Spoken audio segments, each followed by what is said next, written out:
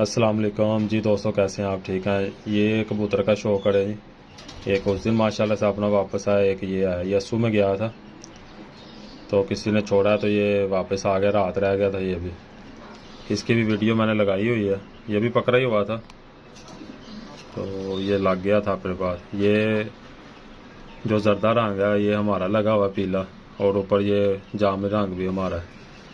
ये दूसरी तरफ से देखें तो ये आज माशाल्लाह से आ गया वापस। थोड़ा सा जोर मारा हुआ है इसने। ये पंजे देखें,